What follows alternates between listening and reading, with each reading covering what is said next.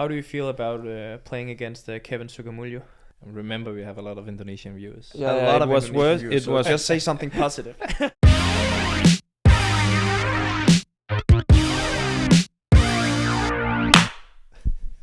I just did the clap.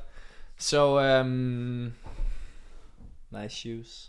thank you. It's not really shoes. It's my Slippers. Is it slippers? Yeah. Because there's very cold here in the apartment. Are you ready for today? I'm so ready. I'm just waiting for you. Why is your Siri is Yeah, always Siri is going crazy. listening to us on your computer. Right now, it's recommending a cocktail bar called Based in Copenhagen. I don't Hey know Siri, why. who's the guest for today's podcast? Based cocktail bar. Based cocktail bar. Okay. Can it's annoying me. Yeah. All right. So guys, thank you very much for tuning in. Thank you for watching, listening, and please make sure to subscribe to the channel. We are very close to 50,000 subscribers, so I hope that this is the episode that can get us there. I think we have like 49 right now, so yeah, I mean there's a lot of pressure on us to deliver in this episode because we are coming from some pretty good videos. But luckily for us, all the pressure is going to be on our guest today. It is? Yeah. Okay. We don't have to perform. He has to perform. That's good. And I mean, before we get to the guest, I think we should just once again. Are you angry at the setup today? Because it is the same as a few episodes ago. It's just as bad, if it's not even worse, actually. But we again promise that next time it's gonna be better. But last time maybe not next time. Last episode we did got over 100,000 views, and we were sitting in like a shitty, very ugly couch with bad lighting and stuff. So. Maybe it comes down to what we are saying and not how it looks. That's deep. It is very deep. Yeah. So guys, this is the second episode where we are going to get a guest appearance. And Hans, do you know today's guest? No, I don't. I'm so curious. This is your first time meeting him. Yeah. It's kind of ridiculous to do an introduction because people already know it when they see the thumbnail and the title. But it's also fun, actually. Yeah, it's quite fun. Right now the guest is like waiting in my bedroom. I don't know what he's doing right now, but let's not waste anyone's time and let's get into the episode. Today's guest is Kim Astrup Sørensen. Kim. Maybe he fell asleep. Kim. Should I come in now? Yeah, you you can just come in. Wow. Ethereum just hit 4,400. okay. He's a part-time private investor. Just Please join us in the join couch, us Kim. in the couch. Thank you. I did. Not my glasses. No, it's not your cap either. No. But you can wear it if you want. Hey, Mr. Badminton. Okay, so I didn't really get to say much about you, but I think we can get across it all during this episode. But just Kim Astrup, the half of the best men's double in Denmark at the moment, and you have been so for a few years. You are 29 years old, and your world ranking is 9. Is it right? Yes. Wow. I didn't even research it. I just crazy memory. It's common knowledge. Welcome, Kim. Thank you. Thank you guys. Welcome. Thank you for joining the Badminton Experience as the second guest. And as we just talked about, there's huge pressure on us right now because the views for the last few videos has been insane. So How many views are you at on the other episodes? the last episode that we did has more than 100,000 views. And who was in that? Just me and Hans. Okay. So no, it was because it was all about the Thomas Cup. Indonesia was in the title, in the thumbnail, and yeah. So if you can say anything positive about Indonesia, it would be great. Yeah, then we can use that in the title or the thumbnail. Do you Let's go Indonesia.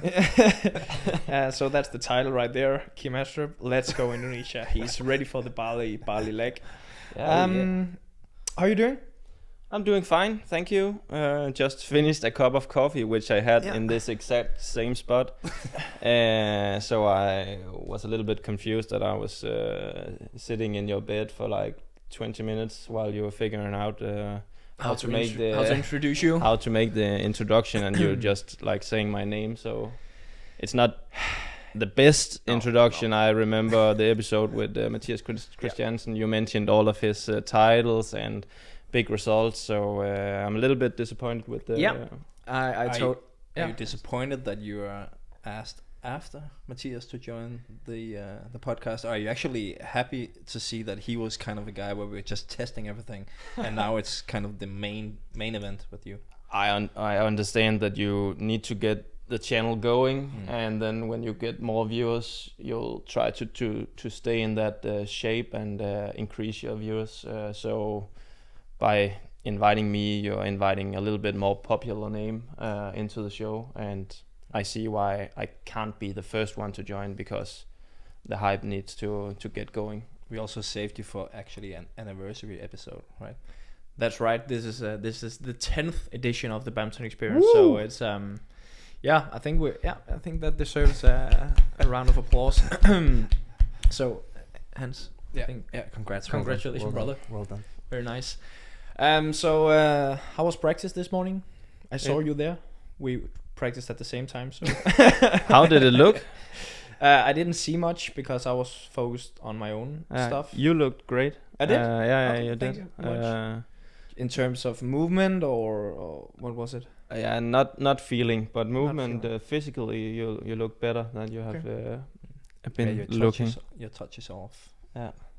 Why is that? Speak a little bit louder, Hans. Your touch is off. My touch is off at the moment. My practice, because I'm the guest. Was fine. Found. It was fine. Practiced for 1.5 hours. Any specific things that you were working on today, or? A little bit from the back court or rear court, is it called that in English? Rear court. Working on my steep smashes and the timing, when you're jumping from the center and breaking the lift, and then short release. Short release. Breaking the lift, short release. Yeah, also with the right hand. But it was working fine. It was great. Yeah. So Kim, there is of course we invited you today because you are a relevant player at the moment, and also you are one of our good friends, so we like you a lot too. But it's mainly because of the Denmark Open, where you and your partner Anders Skaarup placed second. Had a great run, amazing tournament. Congratulations, first of all. I don't even know where to start when it comes to that tournament. I don't know if you do, but should we start with Anders' situation with the baby, and how was that having to play a tournament and also dealing with that stuff? Just explain it to the audience, maybe. Yeah, the situation was that Ida, Anders' wife, was highly pregnant and was set to give birth on the first round day, so Tuesday, I think, where we played our first match. So obviously a lot of pressure from the outside, and a lot of things that were out of my control and Anders' control as well, that we aren't used to. So normally we just watch videos and analysis and practice and have fun and being together all the time. And this time it was quite different, and it was a very tough week because of all the stress from the outside. And it was difficult just to keep track on our focus on the court. Why do you think then this is the one Denmark Open where you've done the best? You never passed the second round before, and now you're talking about the focus was on something completely different, and then all of a sudden you make a final. We talked about that, Anders and I, just briefly, but I think just focusing on something else than performing can also be beneficial sometimes. I've also tried many times to participate in a tournament where I couldn't practice at all. A few weeks up leading up to that tournament and playing at my best. So sometimes your expectations and focus can lead to a very good performance, even though your building up to it. The lead up to the event is not as chaotic. As good as planned, Yeah. So I think that. So your own expectations were just lower this time. We were just very happy to go on court each and every day, and just getting the chance to play and getting the chance to entertain and advance to further on in the tournament just made us focus on something not as result oriented as we normally do. What would you have done if she went into labor? We would have pulled out. Yeah. All right. So at what time before the match did Anders turn off his phone? He gave his phone to one of the organizers when we just started warming up. So I think if Ida was calling while we were warming up, I think she would have come and told Anders before we went on court. Okay. But if we went on court, we would have finished the match. Okay. I imagine that. We didn't actually talk about it, but that's my point of view. So, and she actually gave birth on finals day, right? I think 3 hours after the final, she was giving birth to their second son. That's crazy good timing that she could wait. Huge kudos to Ida. Huge respect. But I feel like it's interesting because I think we all have those type of experiences where we are mentally in another place. We don't expect too much. Maybe we are coming off an injury or something else, and then suddenly you just perform really, really well. I don't think it's a good long-term strategy to be in that state of mind. But I mean, almost every time that I have done really well or won a tournament, I'm coming from an injury or a bad training towards the tournament or stuff like that. So yeah, it's exactly the same for me. I've actually I don't like saying it, but quite often my good results has come right after I've been so wasted during the weekend before or 2 weeks before, because I've been in like a bad situation or I had a bad string of results, and then I needed to kind of clear my head and did it that way. And then you're an alcoholic. Yeah, I'm a part-time alcoholic. No, I'm not. My name is Hans Christian. I'm a part-time alcoholic. Hello, Hans Christian. No, but yeah, so it is the same for me, and I think it's a quite common way to experience.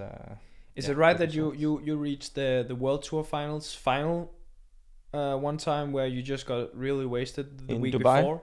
That's correct, yeah. Was it in 2016 in Dubai? Yeah, I lost the final to Chen Long. Yeah. And when we won, when I won Australian Open, I was really, really drunk after the Thomas Cup party, which was 2 weeks before Australia. Okay. So that's maybe just the key to good results. Just get really wasted. I'm trying to get wasted every weekend if I can, but it's not every weekend my girlfriend allow me to go. No, like you always say, it's probably not a good long-term strategy. No, I don't think so. No, but it's interesting. But what about the final? The Japanese played just extremely well, or? Yeah, a lot of stories of that week, but. You have to tell us about the injury you got the night before. Yeah. It's a Hans Christian injury, I would call it. Okay. I was just laying in my bed and obviously sleeping at 4 p.m. in the morning. Is it p.m.? I think it's a.m. It must be a.m. after midnight. Yeah. Right? Okay, yeah. 4 a.m. in the morning. Yeah. And I was waking up under my duvet because fly or something was crawling on my arm, and I was like, get the fuck away. And it was suddenly, it just stung me. And I knew instantly that it was a bee, because I saw it in my room the other night, and I saw them outside my window a couple of times. So I went to the bathroom and I could see that I got stung quite bad, and I got an infection of that bite. And on your left arm? On my left arm. And I was completely naked under that duvet, so it could have stung me anywhere. Okay. But that's just a little tip of the iceberg from what happened that week. Okay. Any more injuries and stuff that you want to tell us about? Yeah, I have a few injuries in my heels and a little bit in my back and a little bit in my shoulder. So, and I think this is a perfect segue to one of the next topics, because, I mean, you are leading me on. You have an amazing body in many ways, and you like to show it as well. That's one of your trademarks. To my body works in mysterious ways. It really does. I mean, I experience quite a lot of weird injuries. I think you do too, Hans Christian. I think that's why he called it a Hans Christian injury. Yeah. But I would actually say that it's. I mean, you are probably the guy that I've met that experiences most. I mean, extremely weird injuries all the time. I agree with that. I don't think it's weird injuries, but it's just when you are so explosive, your body and your ligaments just can't hold it together. So that must be one of the explanations why I'm getting some. It's not like huge injuries, just like minor things all the time. I mean, yeah, I can play most of the tournaments I can play, and I can participate in most practices, but suddenly there can just be something with my left foot or my hip or my shoulder or my back. Just out of nowhere. It can just come from out of nowhere. No sudden movement, just a little bit of too much training, maybe. Have you found a way to kind of come to peace with it, or do you still get just as annoyed every time it happens? Because I feel like in some way it's a little unfair as well, because to me you're one of the guys that it looks like you're always doing all your exercises, like little prehab exercises and stuff like that, which I would never do because I'm just lazy like that. But like, you would always do your stuff, but you still get the injuries. So do you still get annoyed and feel that it's unfair, or have you kind of come to peace with it, that it just happens to you every now and then? I've come to peace with that because it has been like that for 10 years. As long as I can remember, I've had a body like a 50-year-old. It feels like that sometimes, but at the same way, this keeps me occupied with doing all the right things all the time for my body. And doing, as you said, a lot of prehab exercises and getting my treatment done right and getting my programs for my physical training done exactly as I like. So I'm staying sharp in that way, but I would have preferred not to get as many injuries, because it have taken a lot of days out of my calendar where I couldn't train. And your partner is the exact opposite. I mean, he has never been injured in his life. Maybe once I've heard him complain about his knee. Maybe. But like for one day. Yeah, and then for it's one better. day. And then he told me I just had to do a little bicycle. Then it's gone. and it's insane. And now it's the crazy part is that if he has something that hurts, for example, his back hurts a little bit, then he's not telling me, because he has this image now that he never gets injured. So he's never telling if he has an injury. He's just hiding it. In directly translated, swallowing the pain. Absorbing it. Yeah. But he's exactly the opposite. He's stable ways, as a rock. In many ways, maybe. Yeah, many ways. But it's kind of funny, because when we started playing together at 9 years ago, we went fishing together, and we actually do have a lot of the same common interests. So on many levels we are very different, but we also like to do many of the same things. So yeah. So you are maybe a bit more organized than he is. I mean, I think I have stayed with him on tour maybe once or twice. I'm not sure, but I know how his room is looking, and it's not looking good. And you are quite organized, isn't that right? Yeah, I like to know where I put my things. Yeah. It's not like I'm OCD and everything has to be in order, but I just like to live in harmony a little bit, and not total chaos and mayhem. How do you make that work when you're sharing a room with him? Yeah, but it's not that often that we share a room anymore. Why is that?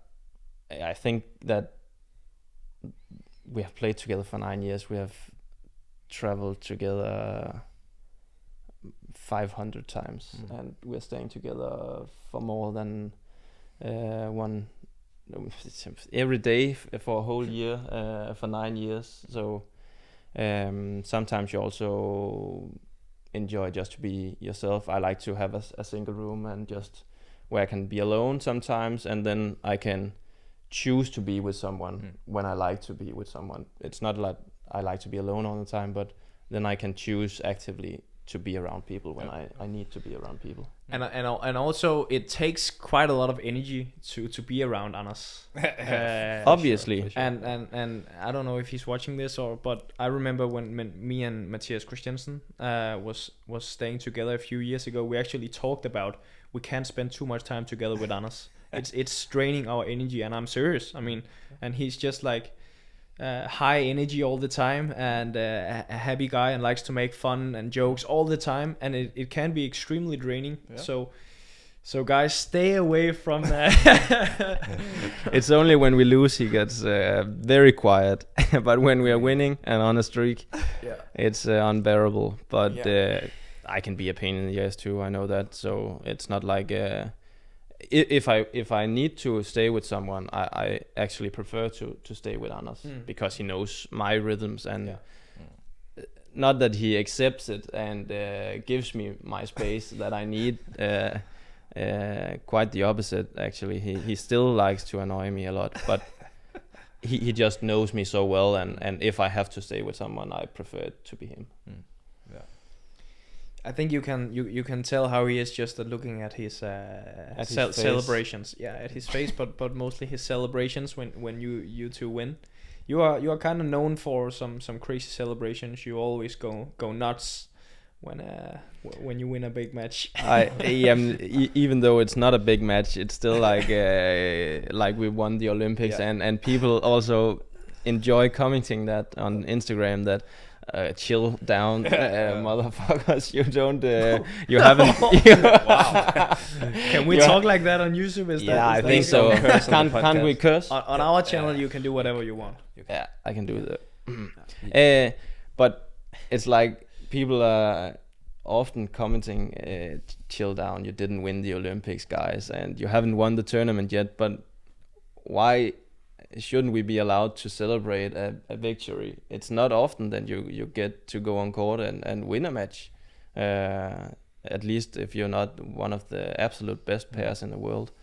You can't win all the time, and we absolutely love winning matches. We got a lot of questions actually about your celebrations. Are they ever planned beforehand? Or? Never planning anything.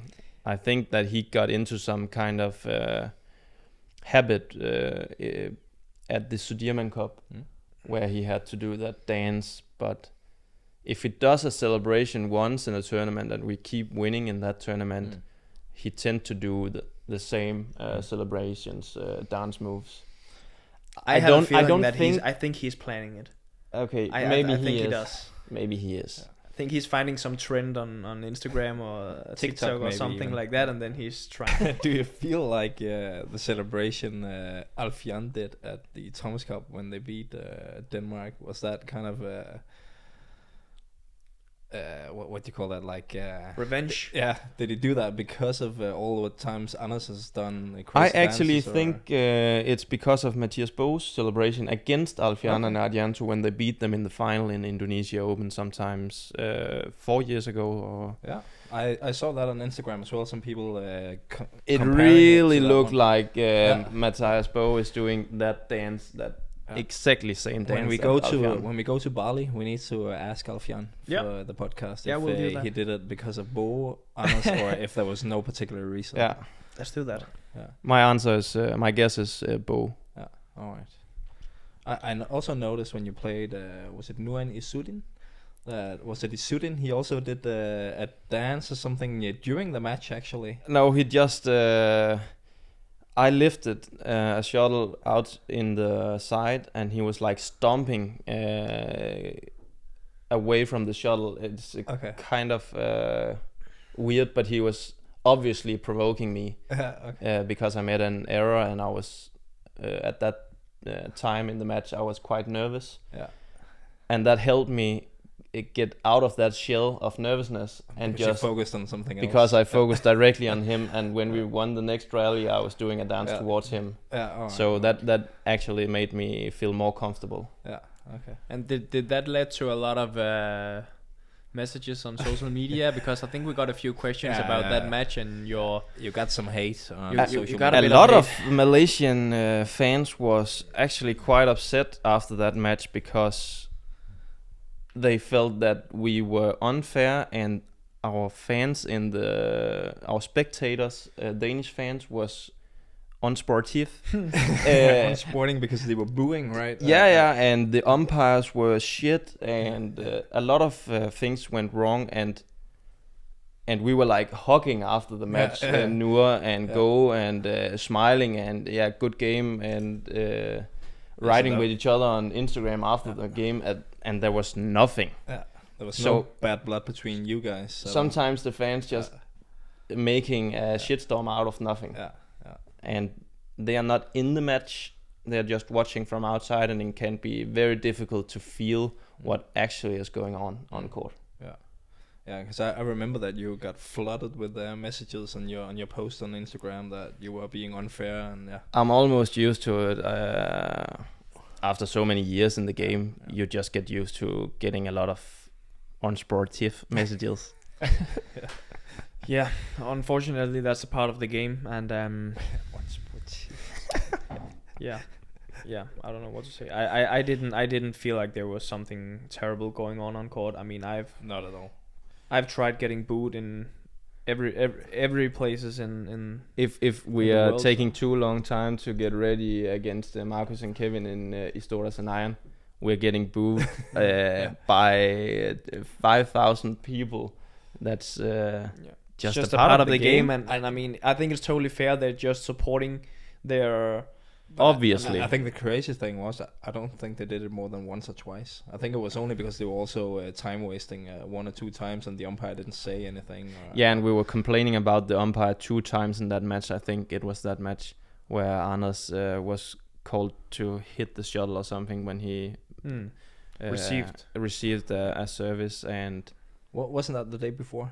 I think you were complaining about the umpire the day before, and then the next day the umpire was a little worse. Against the Malaysians. That's actually right, because so you actually had the umpire against you on quarterfinals day, and then I was serving with you on the before he was ready, Noor. That's why, and we got a point for him not being ready. So that was kind of controversial, and I can see that. So instead of calling it let, you actually got the point. Every time I does that, and I do it on purpose, of course, to keep my rhythm. I can't just hold the shuttle and wait until he's ready to receive my serve. Then he breaks my rhythm. Obviously, it also sends a signal to the umpire, right? Yeah. So he needs to get ready faster, and he was told that a couple of times before that, and suddenly we just got an easy point. So I'll take that any day of the week. For sure. It's fun that there are so many things going on during a match that the spectators is not really able to see. I mean, just eye contact and stuff like that. It's difficult for the spectators to really know what's going on, and maybe it looks like you started something, but maybe it could be the opponents that actually started something. But I like to be a part of a game where fans are engaged instead of them just sitting home on television watching and doesn't really care about the match. So I'm not encouraging them to send a lot of hate messages because obviously you get tired of reading a lot of hate messages, but I'm glad that they're engaging. How do you feel about playing against Kevin Sukamuljo? It was worse. Remember, we have a lot of Indonesian viewers. It was worse. It was just say something positive. It was worse. It was worse in the beginning. I think the last couple of years hasn't been that bad. He's still doing that mental game towards you if he can feel that you're insecure or something like that. But I don't get provoked or annoyed by the way he's doing it, because as I'm doing with my serve, I'm just doing it to play my best and try to get them out of their comfort zone. And he's doing that towards you. If he can feel that you're insecure, he's just trying to win the game. Yeah, but is he not doing it that much anymore, or was it more in the past? I think for the last couple of tournaments he has been having more than enough by just concentrating, being on court and being present, because I feel that he's not enjoying his game as much as he was back in the days. No. So he obviously has something going on that's quite difficult to explain when you're not knowing him, but you can just see that something's different with him. They're struggling with a few things, maybe him and I think they have something going on, but your expert opinion, are they gonna split up? I'm not going to be the judge of that. Okay. For those who are not watching it on video, Anders just moved my legs because it wasn't suitable for the perfect setup here. I'm not going to be the judge of that. No. I'm enjoying playing against Marcus and Kevin all the times that we get to do that, and one of my favorite moments was when we obviously beat them in Indonesia in the first round, but also when we played against them in the semi-final of Indonesia Masters a couple of years back. It was just an amazing experience playing in front of a full packed Astrup Sørensen. That's something I will never forget, and no matter who they are going to play with in the future, both of them are going to be world-class pairs. So yeah, let the future tell. I'm thinking that there's maybe a few explanations, and we don't have to talk about it too much. Maybe he's lacking confidence right now, and he just needs to focus on his game before he can focus on the mental aspects of the game. But I remember a few years ago when I was younger, like 18, 19, 20, I really enjoyed being like a pain in the ass to the opponent. But right now I just don't really feel like doing it. I don't find it as fun as it used to be. Just, I mean, shouting and doing all sorts of tricks on the opponent. Maybe he's just matured a little bit, or maybe he's not thinking that it's... I think that's a proper explanation. I feel kind of the same way, but not really. But Michael Jordan also says that sometimes he just needed to find something that annoyed him on court to motivate him and keep him sharp. He took it personal. Yes, that's the quote from the last dance. Okay, that was we got on a sidetrack there. Moving on to the next topic. So Danish badminton has a quite impressive history with badminton in general, but also in men's double. And I feel like you and Anders quite suddenly had to take over from some extremely good pairs, Mathias Boe and Mogensen.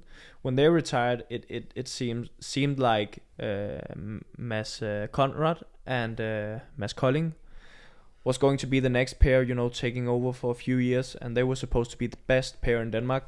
Mads Conrad then decided to retire, and then suddenly you and Anders went from the third best pair in Denmark to the best pair in Denmark. Did you feel like a lot of pressure having to suddenly be the best men's double from Denmark, and how did you deal with that? It's a difficult air to follow.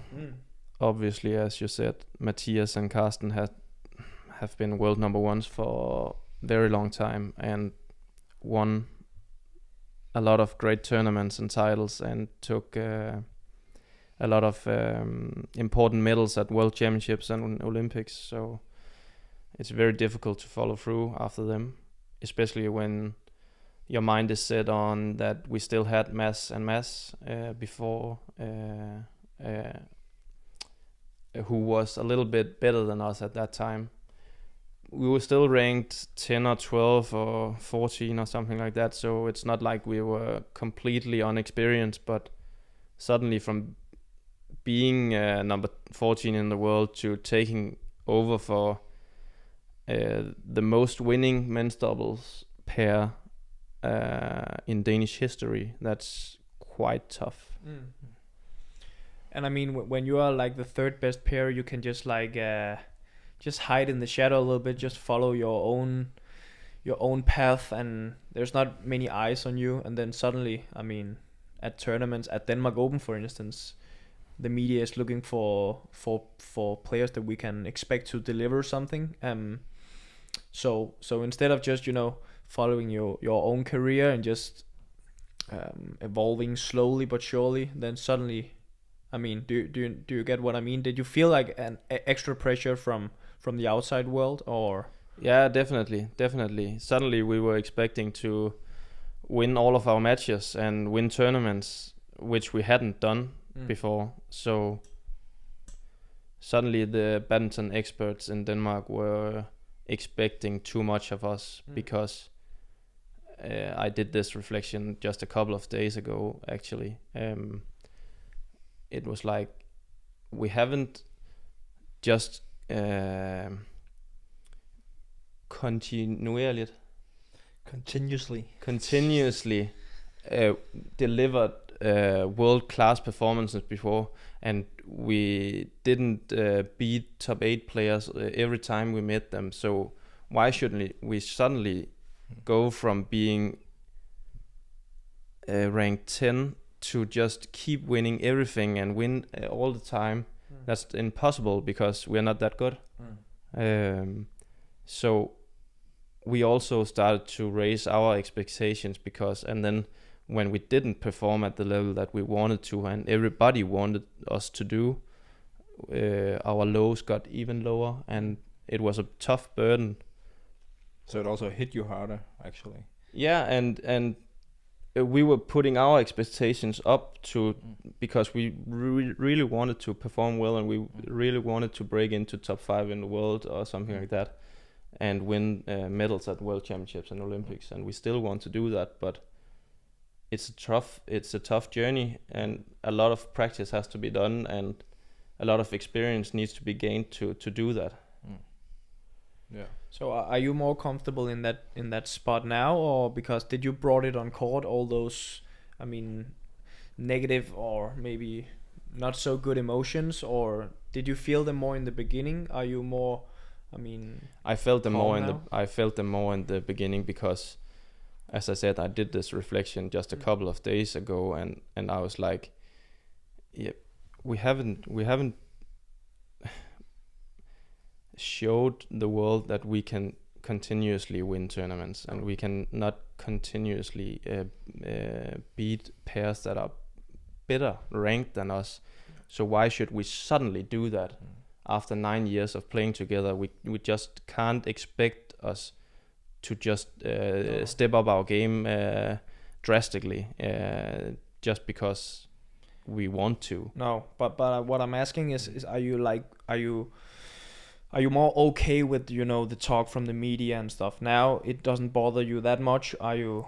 I'm more okay with that now, okay, because I know what our level is, and I've kind of come to peace with, we can deliver, and we can still win tournaments, and we can win some of the biggest tournaments, and we can win medals at Olympics and World Championships if everything falls into place. Yeah. But we're not favorites to do that. No. And that's a huge difference between expecting to win World Championship medals at some point in your career and just hoping that everything falls into place, and knowing that you're able to do that is enough for me. So you've actually been able to adjust your own expectations better, and just not care so much about everyone else's expectations. Yeah, because everybody wants us to do well in Denmark, of course, and our sparring partners need us to do well, because then they also get the belief that they can do well in the future.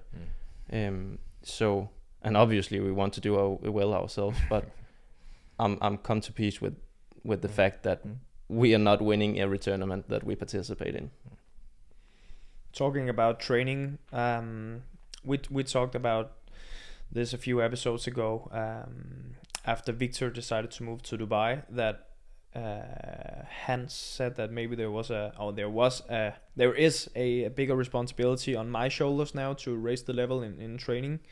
How was that transition? I mean, you had crazy good practice a few years back with those two pairs, Mathias and Carsten, and Mads and Mads, and then suddenly you were the leaders on the training. How do you feel that you have managed to handle that? I think we handled that quite well. actually, and I think we're still handling it quite well.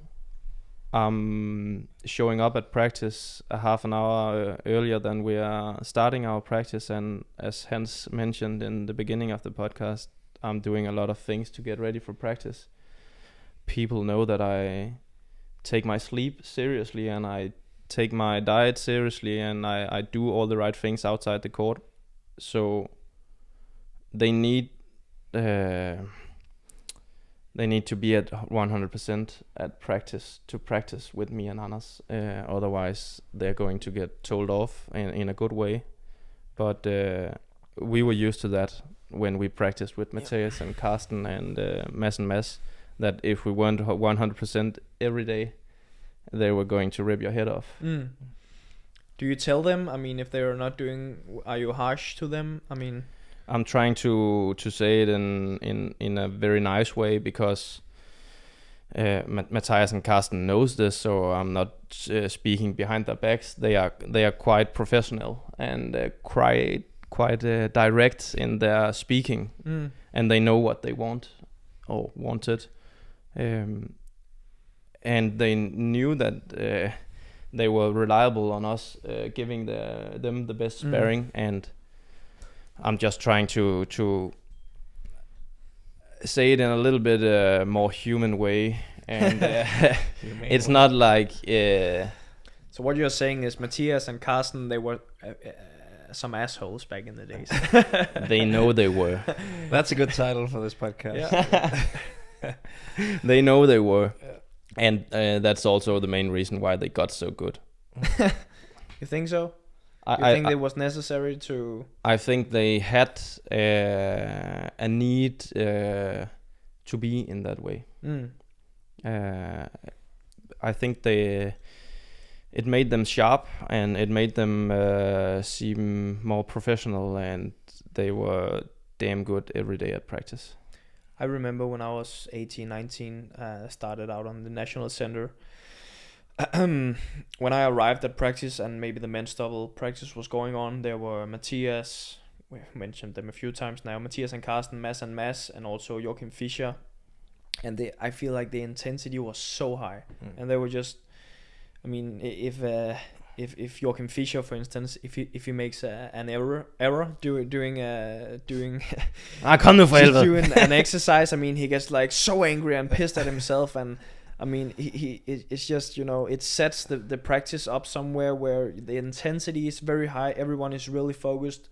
You know that you're not allowed to make mistakes if it's because you are not focused. I just felt like the hall was on fire in another way, to be honest, than it is today. They teach us how to practice, and they teach us how to be both on and outside the court.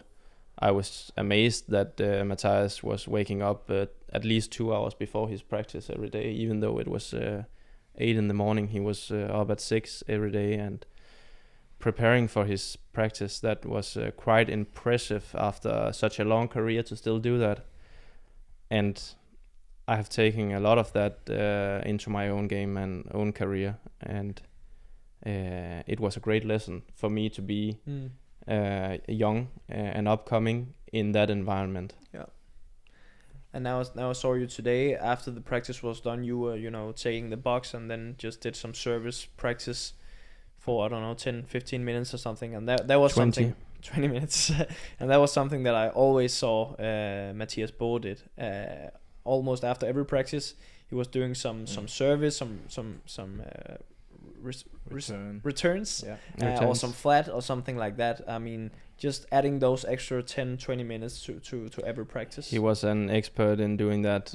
Every day he was doing that, and he was like, if somebody sat on a chair and seemed finish, he was, do you want to do 10 minutes, just push, can you push on me for 5 minutes? And he was doing that all the time, and it's amazing to do that after 18 years in the world top, to still be motivated to do those extra 10 minutes. It's quite impressive. It's so impressive. Yeah.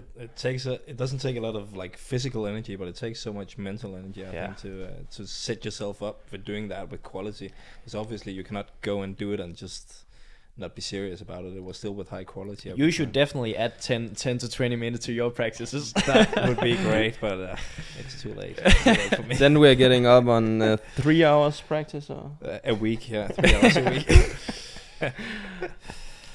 No, but it's interesting. And it was it's nice to hear. I mean, your experience from taking over, racing the bar in practice. Do you have anything to add to that subject, Hans or Kim? Anything you would like to say?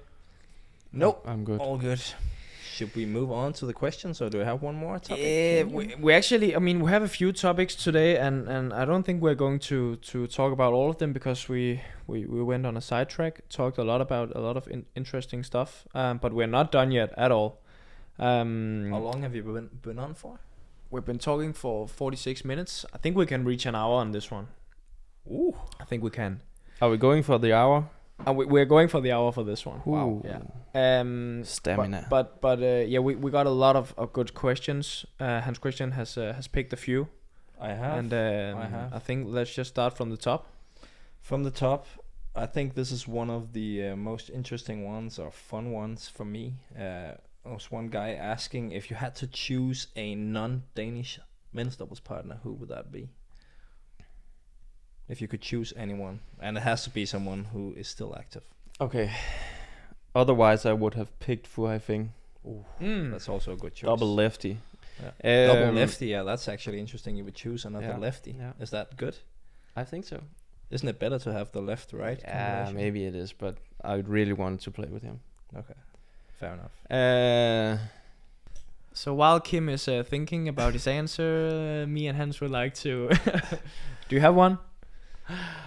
I think I would Okay. Let's talk about it. You're a left-handed guy. You're quite good on the front court. Am I right? Yes. Serve, returns. Yes. Your defense is quite good. Yes. Maybe a suggestion could be someone who's good from the rear court. Maybe it's a hard-hitting guy. Wow, that's maybe clever. maybe That's like clever. a little bit tall, red-headed Dane, men's single player. I can't name anyone. Ditlev. No, he's a left-handed. I would like for you to get a right-handed. No, What jokes about aside. Wang would be a great choice, I think. But I think I would need to go with Asan. Asan? That's also a good choice. Just for fun, see what we could do. Do you think Asan, do you want to play with me now? we'll ask him in Bali. Yeah, we need to get podcasts with I actually think all the Indonesian if he players. accepts, I'm 100% sure Anders will accept playing with Sechuan. Yeah, it would be an epic battle. It would. Who would win that one? Me and Asan. You sure? Yeah, I think so. You think so too? You and Asan versus Sechuan and Anders? Yeah. That's a And you can name any hall. I got you two as favorites. Yeah. I think so. It's because you are like quite significant better than Anders. Wow. That's why. I hope Anders sees this. Yeah. But We've been harsh to Anders in this episode. But he can take it. He deserves it. He has to. He just has no says choice. he just says that he isn't watching this episode, but he definitely are. I think he is. He is. Okay, so you would choose Mohamed Hassan. Why? Can you? Why? He's just an amazing player, and his movement is still good, and his attack is obviously one of the best in the world. But how old is he? Not 33 or something like that. 32, 33. Okay. Yeah, we can play for a lot of years. You have a lot of good years in you. Yeah, You two. we have our best years left. Me and Hassan. Have you ever thought about that, playing with not a Danish player? No, never, and that was why it wasn't. That was so difficult for me to find a player, because I can't really imagine me playing with other players than Anders at the moment. So right now I'm just being present and enjoying my time with Anders. Okay. Good answer. Would it never make sense to put together two players who are both front court players? Because I just remember this one story from Sten Pedersen, who we all know, the former national team coach, who said that at one Thomas Cup, Indonesia put Tony Gunawan and I think it was Chandra Wijaya together, who were both very good at the front of the court, and everyone thought that that was not going to be any success, but no one could beat them because no one could get out of the service return. They couldn't get it past them whenever they got the attack. So even though they didn't have one who had like a bullet of a smash from the back, it was still basically impossible to win anything from the defense against them.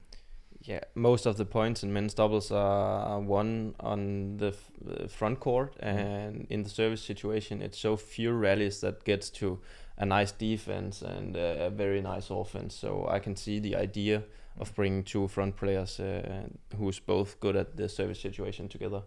And I also think that's why one of the badminton experts on Danish television is mentioning Fayard and Kevin could hit it off as a good couple for the future.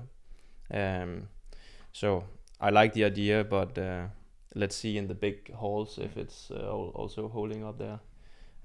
I'm not sure about that. You still prefer someone with a big smash?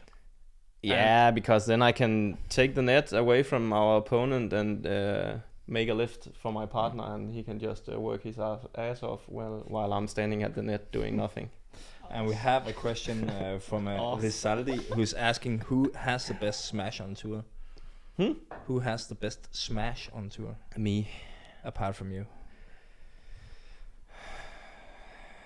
Again, difficult. We can have another commercial break. I think I will go with Satvik. Satvik? Okay. All right. Yeah. That's also Ranky Ready. Ranky Ready. From India. Yeah.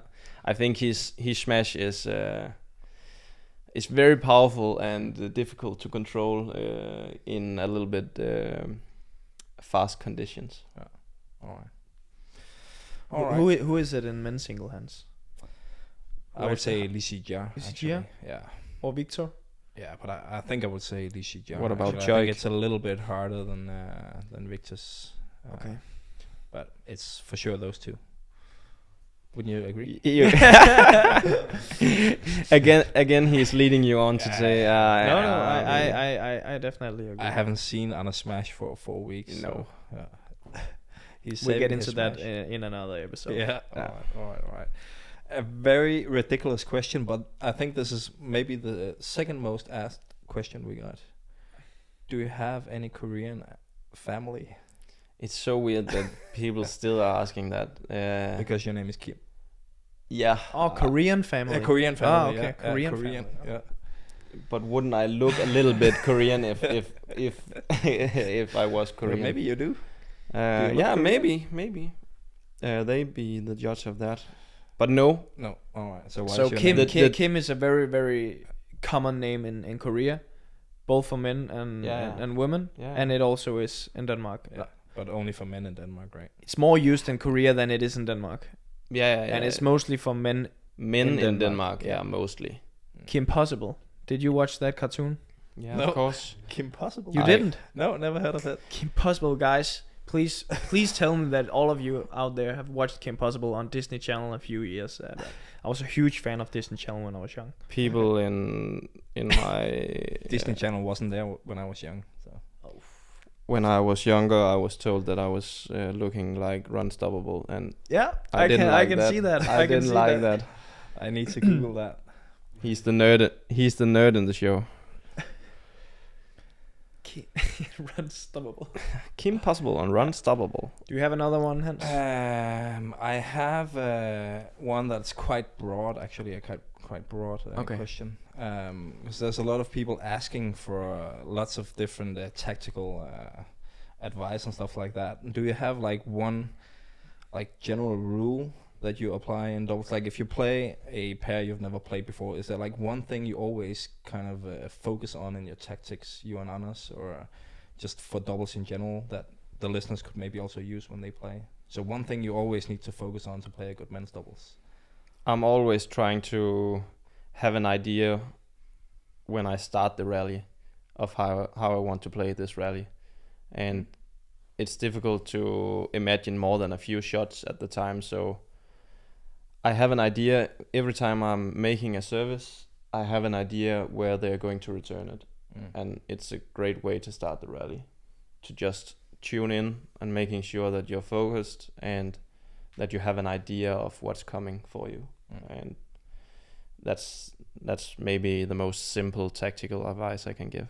And you always agree with or you always tell Anders before the rally starts that you're gonna serve here and then cover that one, or not to take anything away from Anders, that's my main job in our men's doubles is to try to make sure that we're following the same plan, and I have an idea of what's best for us, and I'm always trying to share that with Anders, and it's best if it goes accordingly to my plan.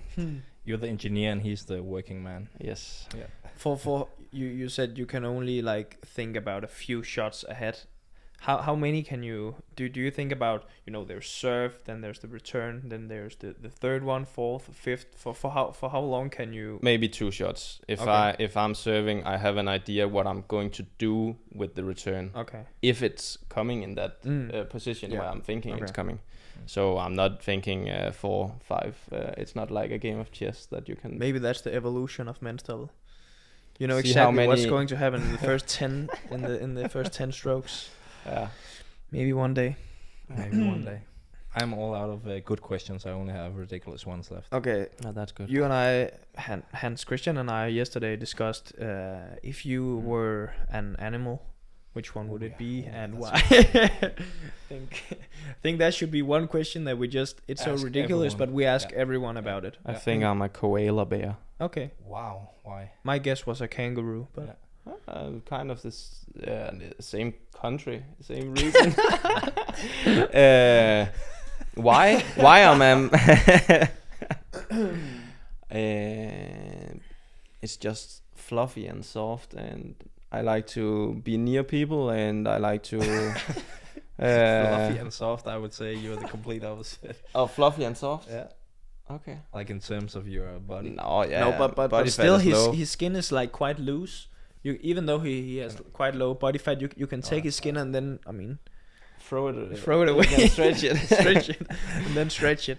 Yeah, but I like to be near people. Okay, we are never going to ask that question again. That's I think stupid question. That's for sure. Sorry about that. I don't have much more on the program today. It's been almost an hour. More than enough. I liked the episode a lot. It was great to, even though I know you well, it was great to get an insight in your thoughts and your brain, and get to know you even better, my friend. Your brain. Yeah. And Christian, do you have anything to add? It was great, Kim. I think you were a little bit better when you were on a year on tour with Whittinghus, but it was also good here. A year on tour with Whittinghus was my favorite podcast. Yes. It was. Now it's the Badminton Experience. Ah, okay, fair enough. But I'm also part of that, so yeah. Okay, guys, that's it for this episode. Thank you so much to Kim Astrup Sørensen. Let's put his Instagram name here somewhere, or maybe here, or maybe here. Yeah. Go maybe check him out on Instagram. And thank you guys for watching, listening to this episode.